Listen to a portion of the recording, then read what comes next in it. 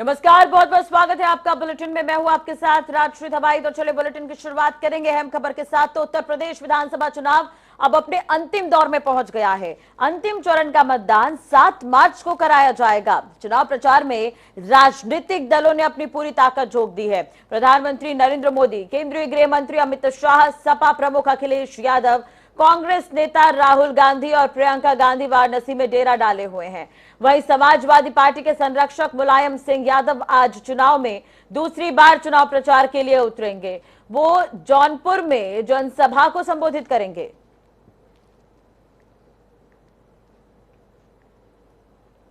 सातवें चरण का चुनाव प्रचार शनिवार शाम को खत्म हो जाएगा। इससे पहले प्रधानमंत्री नरेंद्र मोदी ने अपने संसदीय क्षेत्र वाराणसी में डेरा डाल दिया है। वो प्रचार के अंतिम 2 दिन वाराणसी में ही रहेंगे। प्रधानमंत्री आज वाराणसी शहर में रोड शो करेंगे। इसकी शुरुआत मलदहिया चौराहे पर स्थित सरदार पटेल की प्रतिमा पर शाम 4 बजे माल्यार्पण करने के बाद से होगी।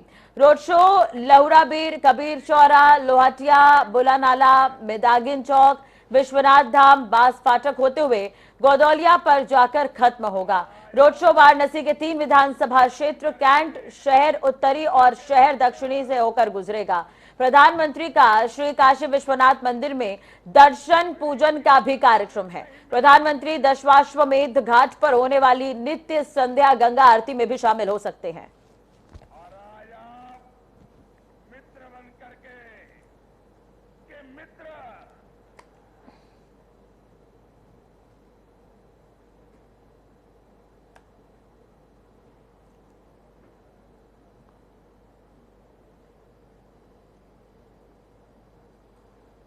चलिए अब ज्यादा जानकारी के लिए बात करेंगे क्या कुछ प्रधानमंत्री का कार्यक्रम है, किस तरह का शेड्यूल रहने वाला है। धर्मेंद्र चौबे हमारे साथ वाराणसी से जुड़ चुके हैं इस वक्त।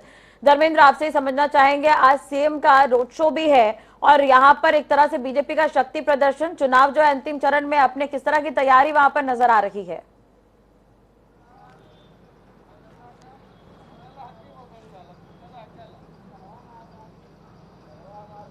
देखिए रात्रि, मैं पहले तो बताना चाहूंगा, जो वाराणसी में इस समय दिग्गजों का महाकुंभ कहा जाता है वो महाकुंभ हो चुका है। राहुल गांधी, प्रियंका, अखिलेश, प्रधानमंत्री नरेंद्र मोदी, अमित शाह, जेपी नड्डा और मुख्यमंत्री योगी आदित्यनाथ स्वतः वर्तमान मौजूद हैं। तो वाराणसी की जो वाराणसी के आसपास 9 जिलों की जो 57-54 सीटों का जो चुनाव होना है, उसको लेके बीजेपी बड़े स्तर पे मंथन कर रही है और व्यापक रूप का जो आयोजन होता है, जैसे आयोजन किया जा रहा है। और जो 54 सीटें हैं उनको बीजेपी किसी तरीके की उस जिलों में कोर कसर नहीं छोड़ना चाहती है, चाहे उनकी विकास योजना हो, चाहे उनका डेवलपमेंट हो, चाहे इंफ्रास्ट्रक्चर हो, चाहे रोजगार की बात की जाए, चाहे तमाम ऐसे मुद्दे हैं जिसको लेके बीजेपी महामंथन कर रही है, ताकि प्रधानमंत्री की संसदीय क्षेत्र है और प्रधानमंत्री के आसपास के जो जिले हैं, प्रधानमंत्री के ही चेहरे पे चुनाव लड़े जा रहे हैं, प्रधानमंत्री की साख है, तो उसको बचाने में बीजेपी कहीं न कहीं एक महामंथन चाणक्य की तर्ज पे कर रही है। और उसको लेके वाराणसी में जो आज रोड शो होना है प्रधानमंत्री का, लगभग 2 बजे रोड शो प्रारंभ होगा प्रधानमंत्री का। प्रधानमंत्री लगभग 11 बजे वाराणसी एयरपोर्ट पहुंचने वाले हैं थोड़ी देर बाद। उसके बाद प्रधानमंत्री आएंगे, बीजेपी का महामंथन होगा, करीब 2 घंटे 3 घंटे पदाधिकारियों के साथ प्रधानमंत्री बैठक करेंगे। उसके तदुपरांत प्रधानमंत्री सरदार पटेल प्रतिमा लहुराबीर पहुंचेंगे। वहां से करीब 7.5 किलोमीटर लंबा रोड शो है। ये कैंट, रोहनिया और दक्षिणी उत्तरी करीब 4 से 5 विधानसभाओं को जोड़ता है। ऐसी जगहों से वो प्रारंभ कर रहे हैं, सरदार पटेल से, और मालवीय की प्रतिमा बीएचयू गेट तक जाएगी। ये लंबी रोड शो होगी। बीच में 1-2 जगह प्रधानमंत्री का स्टॉपेज है, जहां विश्वनाथ मंदिर में वो काफी देर रुक के दर्शन पूजन करेंगे। उसके पहले राहुल गांधी, प्रियंका पहुंच रहे हैं विश्वनाथ मंदिर। तो जो हिंदुत्व का कार्ड है, सबसे बड़ी चीज रात्रि में बताना चाहूंगा, सारी पार्टियां जो हिंदुत्व कार्ड है वो खेलने की लगातार बात कर रही हैं। वहीं विपक्षी दलों द्वारा जो लगातार पलटवार किया जा रहा है, शब्दों की बौछार की जा रही है। आज मुख्तार अंसारी के बेटे का एक बयान जारी हुआ है कि सरकार आते ही 6 महीने में जितने अधिकारी हैं उनका हिसाब होगा, उसके बाद उनकी ट्रांसफर और पोस्टिंग होगी। तो जिस तरीके का माहौल पूर्वांचल का बना है इस समय, काफी एक रूपरेखा जो राजनीतिक रण होता है, इसे कहा जाता है राजनीतिक रण, और राजनीतिक अखाड़ा जो होता है वो सियासी पारा एकदम गर्म हो चुका है।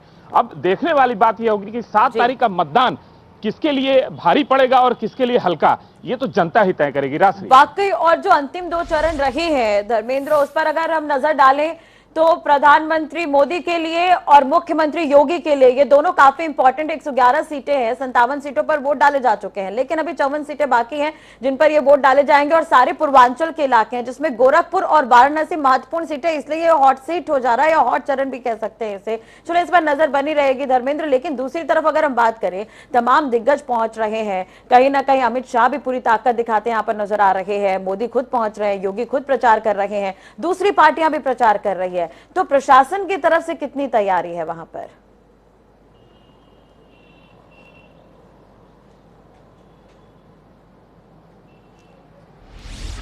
देखिए राष्ट्री, मैं बताना चाहूंगा प्रशासन पूरी तरह से अलर्ट मोड में है, क्योंकि कल सपा की जो रैली हुई थी उसमें जिस तरीके की भगदड़ हुई थी, प्रशासनिक कर्मियों के साथ मारपीट सपाइयों ने की थी, उसके बाद मीडिया कर्मियों के साथ बदसलूकी हुई, तो प्रशासन पूरी तरह से कमर कस चुका है ताकि किसी प्रकार की कहीं से कोई कमी न हो सके। चाहे प्रधानमंत्री का रोड शो जो 2 बजे से प्रारंभ होगा और लगभग 6 बजे तक चलने वाला है, उसके तदुपरांत 8 बजे से अखिलेश यादव का परमिशन दिया गया है, संभावित अखिलेश यादव का रोड शो भी है, प्रियंका गांधी की सभा होने जा रही है। तो जिस तरीके से वाराणसी का माहौल बना हुआ है, प्रशासन, rapid action force, police, PAC, जो अतिरिक्त अर्धसैनिक बल हैं वो बुला लिए गए हैं ताकि किसी तरीके की कहीं कोई चूक ना हो सके। क्योंकि सबसे बड़ी चीज है जो डबल कोडेड प्रोटेक्शन की बात की जाती है वाराणसी में, उसकी अति आवश्यकता है, क्योंकि प्रधानमंत्री, देश के प्रधानमंत्री खुद मौजूद हैं वाराणसी में और चुनावी सियासी पारा काफी गर्म है। और जिस तरीके से हिंसक झड़प राष्ट्रीय लगातार चल रही है पूर्वांचल में, चाहे बलिया का चुनाव आप देख लीजिए, कल जिस तरीके से हिंसक झड़प हुई, अखिलेश की रैली में जिस तरीके से हिंसक झड़प हुई, तो पूर्वांचल में इस समय सियासी पारा इस कदर है कि अनियंत्रित हो चुके हैं लोग। तो इसके नियंत्रण के लिए प्रशासन ने पूरी कमर कस ली है और प्रशासन पूरी तरह से चप्पे चप्पे पे निगाहें रखी है। यहां तक राष्ट्रीय बताना चाहूंगा, सुरक्षा में इस बार जो ड्रोन वगैरह की फैसिलिटीज होती है वो उसको रोक लगा दी गई है ताकि किसी प्रकार से कहीं कोई चूक ना हो सके। पुलिस कमिश्नर, डीएम और कमिश्नर लगातार पेट्रोलिंग कर रहे हैं, फ्लीट निकल रही है। चलिए, यानी कि कुल मिलाकर प्रशासन तैयार है, तमाम दिग्गज पहुंच रहे हैं, अंतिम चरण में है यूपी का चुनाव। बहुत बहुत शुक्रिया धर्मेंद्र तमाम जानकारी के लिए। नजर बनाए रखेगा, अपडेट आपसे लेते रहेंगे। वहीं दूसरी तरफ वाराणसी में रोड शो करने से पहले प्रधानमंत्री मिर्जापुर के बरकछा में एक जनसभा को संबोधित करेंगे। ये जनसभा दोपहर 12 बजे होगी, जैसा कि अभी धर्मेंद्र संवाददाता भी जानकारी दे रहे थे। यह प्रधानमंत्री की मिर्जापुर जिले के 5 विधानसभा क्षेत्रों के लिए संयुक्त रैली होने वाली है। इसमें अपना दल से केंद्रीय राज्य मंत्री अनुप्रिया पटेल, बीजेपी नेता अरुण सिंह, प्रदेश के कानून मंत्री ब्रजेश पाठक भी मौजूद रहेंगे।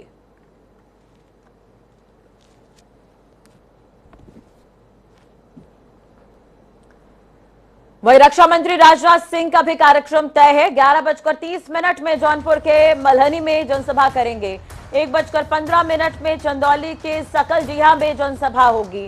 2:30 में चंदौली के चौकिया में जनसभा का आयोजन होगा। तो वाकई 7वां चरण जो है वो 7वें चरण की तरह ही नजर आ रहा है। तमाम दिग्गज जिस तरह से 6 चरणों के चुनाव में प्रचार करते नजर आए थे और यूपी का यह अंतिम चरण 7वां चरण, जिसके लिए 7 तारीख को वोट डाले जाने हैं। 54 सीटों पर, 9 जिलों की 54 सीटों पर वोटिंग होगी और तमाम अहम इलाकों पर जो बीजेपी है वो अपने दिग्गजों को उतार रखी है। तो यानी कि कहीं ना कहीं पूर्वांचल में बीजेपी अपना दमखम दिखाने की पूरी कोशिश कर रही है। ज्यादा जानकारी और अपडेट के लिए बात करेंगे, अभिषेक पांडे संवाददाता हमारे साथ जुड़े हुए हैं। अभिषेक, पूरी जानकारी आपसे चाहेंगे, क्या कुछ कार्यक्रम है रक्षा मंत्री का। दूसरी तरफ आपसे ये भी जानना चाहेंगे कि अगर हम 7वें चरण की बात करें तो जौनपुर ऐसी सीट है जहां से सबसे ज्यादा प्रत्याशी हैं, किस तरह के मुद्दे हैं वहां पर, किस तरह के समीकरण और तैयारी क्या कुछ देख पा रहे हैं राजनाथ सिंह के आगमन को लेकर? जी, यहाँ पे जौनपुर में सियासी पारा पूरी तरह से गर्म हो गया है और जौनपुर के जो सियासी पारा में जितने भी बड़े नेता अभी कल ही प्रधानमंत्री मोदी और योगी साथ में आए हुए थे और यहाँ पे जो है 9 विधानसभाओं की एक संयुक्त रैली की गई थी, जिसमें इतनी भीड़ उमड़ गई जिसकी प्रत्याशा नहीं थी। और जो पार्टियों का झुकाव है वो यही है कि सारी पार्टियां अपना पूरा जोर लगा रही हैं कि किसी भी तरह जौनपुर को फतह कर लिया जाए। जौनपुर फतह तो पूर्वांचल फतह हो जाएगा, क्योंकि जौनपुर में 9 विधानसभाएं आती हैं। चले, ठीक है, बने रहेगा हमारे साथ अभिषेक, अपडेट आपसे लेंगे। और इसी बीच एक और अहम खबर है, समाजवादी पार्टी के संरक्षक मुलायम सिंह यादव जौनपुर में चुनाव प्रचार करेंगे। इस बार के चुनाव में ये उनकी दूसरी जनसभा होगी। इससे पहले उन्होंने मैनपुरी के करहल में अखिलेश यादव के लिए चुनाव प्रचार किया था और इटावा में रोड शो किया था। आपको बता दें कि जौनपुर के मल्हनी में सपा प्रत्याशी लकी यादव के लिए वोट मांगेंगे और लकी यादव मुलायम के करीबी पारसनाथ यादव के बेटे हैं। अब इसी सीट से माफिया छवि वाले धनंजय सिंह चुनावी मैदान में हैं, इसलिए सपा ने इस सीट पर प्रतिष्ठा का सवाल बना लिया है, यानी कि इस सीट पर व्यक्तित्व की लड़ाई जो है वो नजर आ रही है और खुद मुलायम सिंह पहुंच रहे हैं यहाँ पर प्रचार करने के लिए। लकी यादव के लिए वोट मांगते हुए नजर आएंगे मुलायम। अभिषेक लगातार हमारे साथ बने हुए हैं ज्यादा जानकारी के साथ। अभिषेक, एक तरह से देखा जाए तो क्या जातीय बिसात यहाँ पर बिजती हुई नजर आ रही है, दूसरी तरफ मुलायम सिंह यादव यहाँ पर पहुंच रहे हैं, किस तरह के समीकरण बन रहे हैं? सपा यहाँ पर दमखम दिखाने की कोशिश कर रही है सीट पर। जी, यहाँ पे सपा का दमखम इसलिए दिखाई पड़ता है क्योंकि भाजपा का पेड़ वोट दो खातों में बढ़ जाता है। एक तो बाहुबली धनंजय सिंह बात लेते हैं, दूसरा जो है भाजपा अपना वोट बैंक ले जाती है। इसलिए जो है अगर यही एक की लड़ाई हो जाए तो यहाँ पे सपा का सुपड़ा साफ हो जाएगा। लेकिन यहाँ पे हर बार यही होता है कि धनंजय सिंह निर्दल या किसी अन्य पार्टी से आ जाते हैं और आधा वोट बैंक वोट ले लेते हैं, आधा बीजेपी ले जाती है और सपा जीत जाती है। जी चलिए, बहुत बहुत शुक्रिया तमाम जानकारी और बातचीत के लिए अभिषेक। बात कर लेते एक और बड़ी खबर की, तो केंद्रीय गृह मंत्री अमित शाह का गाजीपुर दौरा। 12:45 में गाजीपुर के जोखनिया में जनसभा करेंगे। 2 बजे गाजीपुर के जंगीपुर में जनसभा होगी। 3:15 में गाजीपुर के सैदपुर में जनसभा होगी। तो अब कहीं ना कहीं एक तरह से देखा जाए तो 7वें चरण में पूर्वांचल में पूरा माहौल बनाने के लिए तैयार है बीजेपी और ये बड़ी खबर हम आपको बता रखे हैं। 3:15 में आज जनसभा होनी है। जंगीपुर में भी आज जनसभा होनी है। केंद्रीय गृह मंत्री अमित शाह यहां पर जो है चुनाव प्रचार करते हुए नजर आएंगे। इससे पहले प्रधानमंत्री नरेंद्र मोदी भी यहां पर पहुंचे थे चुनाव प्रचार करने के लिए। अब अमित शाह यहां पर पहुंच रहे हैं। प्रमोद संवाददाता हमारे साथ जुड़े हुए हैं फोन लाइन पर। प्रमोद, पूरी जानकारी आपसे चाहेंगे। अमित शाह पहुंच रहे हैं, किस तरह की तैयारी वहां पर?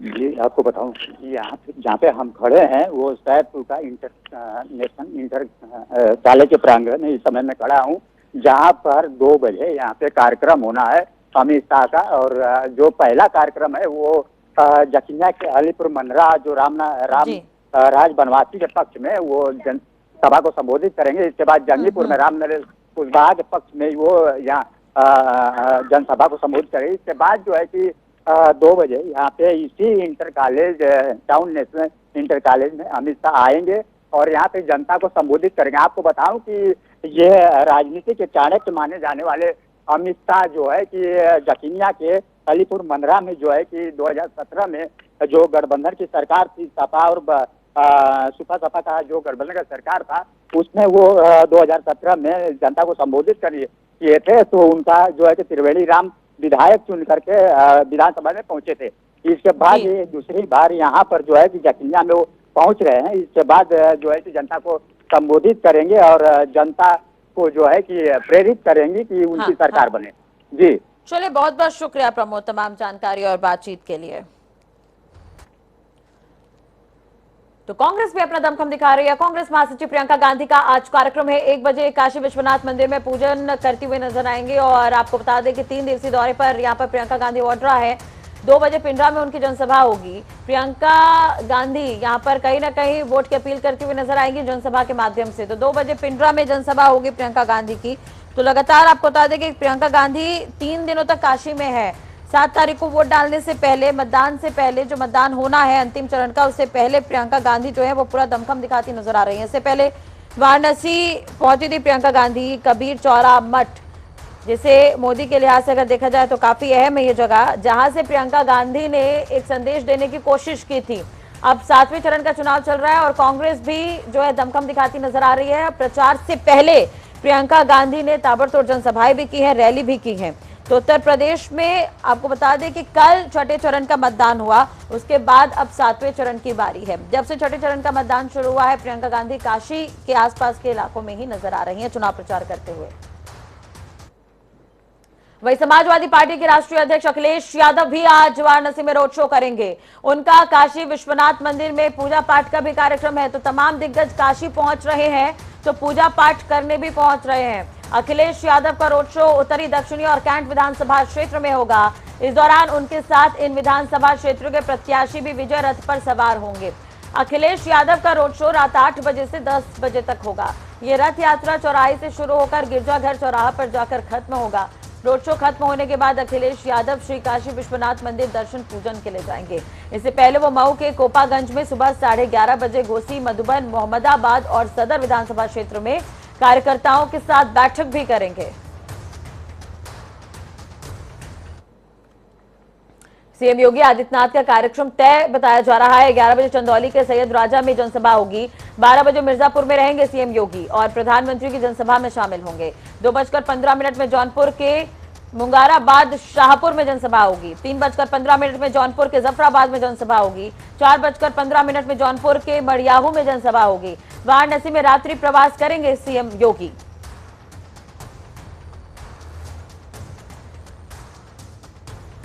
चले तो मुख्यमंत्री योगी का क्या कुछ कार्यक्रम है, चंदौली से हमारे साथ संवाददाता धर्मेंद्र गुप्ता जुड़े हुए हैं। धर्मेंद्र, पूरी जानकारी आपसे चाहेंगे सीएम के कार्यक्रम को लेकर।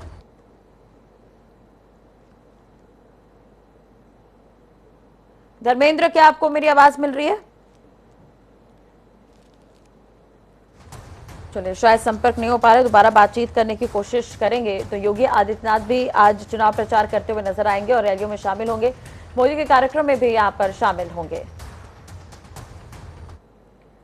इसी बीच ये बड़ी खबर उत्तराखंड से। आज मुख्यमंत्री पुष्कर सिंह धामी वाराणसी पहुंचेंगे। बीजेपी प्रत्याशी के पक्ष में चुनाव प्रचार में शामिल होंगे।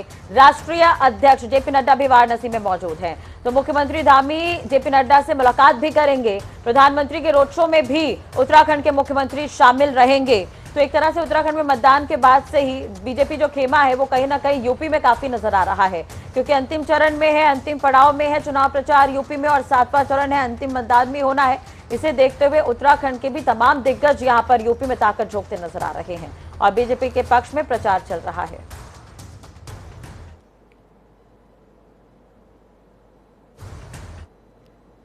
उत्तराखंड बीजेपी में भीतरघात को लेकर बयानबाजी से अब नेता बचने लगे हैं। पार्टी के केंद्रीय नेतृत्व ने प्रदेश संगठन को सख्त लहजे में कहा है कि जिसको भी अपनी बात कहनी है वो केवल पार्टी फोरम में ही कहे। ऐसे में आप पार्टी के नेता काफी संयमित भाषा का प्रयोग कर रहे हैं। पिछले दिनों कई निवर्तमान विधायकों ने प्रदेश संगठन और कुछ नेताओं पर भीतरघात के आरोप लगाए थे। किच्छा विधानसभा सीट से विधायक राजेश शुक्ला ने भी भीतरघात की बात को माना है, लेकिन उन्होंने साफ किया कि वो पार्टी के अधिकृत पूर्व में ही अपनी बात रखेंगे। उन्होंने इस बात को भी स्वीकार किया है कि पार्टी में भीतरघात हुई है और कई जगहों पर इस तरह के मामले देखने को मिल रहे हैं, लेकिन जो भी बात कहनी है वो प्रदेश संगठन के फोरम पर ही कहेंगे, ये नेताओं का कहना है। जीत में कहीं ना कहीं महत्वाकांक्षाएं होती हैं, लोग लड़ते हैं। मेरा ही बागी प्रत्याशी लड़े और उन्होंने जो कुछ किया, उनके पीछे कौन लोग थे, सारी बातें मैंने पार्टी फोरम पर रखी है। लेकिन मेरा एक आदत है कि पार्टी की बात हम पार्टी फोरम पे ही करते हैं, मीडिया के सामने नहीं। चुनाव तो सारे कठिन होते हैं, किसी भी चुनाव को आसान नहीं समझना चाहिए। और हमारे जो राष्ट्रीय नेता हैं आदरणीय हमारे मोदी जी, जो हमारे प्रधानमंत्री, वो तो कहते हैं कि हर चुनाव को बिल्कुल। अजीत संवाददाता हमारे साथ जुड़े हुए हैं। अजीत, बिल्कुल शॉर्ट में समझना चाहेंगे कि अगर इस तरह से जो स्थिति प्रदेश में पैदा होगी तो अगर आने वाली सरकार को लेकर हम क्या उम्मीद करें, क्योंकि लगातार जो नेता ही है, जो पार्टी के नेता है, वो ही आरोप लगा रहे हैं अपनी पार्टी पर। बिल्कुल आपने ठीक कहा। उत्तराखंड प्रदेश की अगर बात की जाए तो 14 फरवरी को मतदान के ठीक बाद से ही लगभग भाजपा के आधा दर्जन अधिकृत प्रत्याशियों ने भीतरघात होने का आरोप लगाया था और सीधे तौर पर प्रदेश अध्यक्ष तक को कटघरे में खड़ा किया गया था। लगातार होती, जिसका राष्ट्रीय नेतृत्व ने संज्ञान लिया और मुख्यमंत्री समेत प्रदेश अध्यक्ष और तमाम वरिष्ठ नेताओं से बातचीत की और उनको दिल्ली तलब भी किया था। लेकिन अब जैसे जैसे मतगणना का समय नजदीक आ रहा है तो ऐसे ही संयम बरतना भाजपा नेताओं ने भी शुरू कर दिया है और साफ है कि राष्ट्रीय नेतृत्व ने जिस तरह से समझाने के, एक सीधे तौर पर कड़े शब्दों में समझाया है कि आपको जो भी बात करनी है पार्टी फोरम पर कीजिए, मीडिया के सामने इस तरह के बयान ना दीजिए, तो कहने के अब संयम इनकी बातों में नजर आ रहा है। जी चलिए, अब जेपी नड्डा से भी क्या मुलाकात हो सकती है? दिल्ली अगर चुनाव प्रचार चल रहा है, यूपी चुनाव प्रचार में धामी पहुंच रहे हैं, तो क्या प्रचार का बहाना एक मुलाकात भी हो सकता है इस पूरे मामले पर? बिल्कुल, अगर मुख्यमंत्री पुष्कर सिंह धामी की बात की जाए तो 2 दिन पहले मुख्यमंत्री दिल्ली पहुंचे थे और पूरा जो कार्यक्रम था वो राष्ट्रीय अध्यक्ष जेपी नड्डा से मुलाकात का ही था। लेकिन जो कार्यक्रम राष्ट्रीय अध्यक्ष का था वो 2, 3 और 4 तारीख को वाराणसी में रहने का था, तो ऐसे चलते मुख्यमंत्री की मुलाकात नहीं हो पाई। अब देर रात को मुख्यमंत्री वाराणसी पहुंचे हैं और आज जेपी नड्डा के रोड शो और तमाम कार्यक्रमों में शामिल होंगे। कहीं ना कहीं ये प्रचार है और रोड शो है, उस बहाने मुलाकात भी होगी, पार्टी में क्या कुछ तकरार है उसे लेकर भी चर्चा हो सकती है। नजर बना रखेगा अजीत, बहुत बहुत शुक्रिया तमाम जानकारी और बातचीत के लिए। चलिए इसी के साथ ही फिलहाल इस बुलेटिन में इतना ही। अपडेट्स के लिए आप देखते रहिए जनता टीवी। नमस्कार।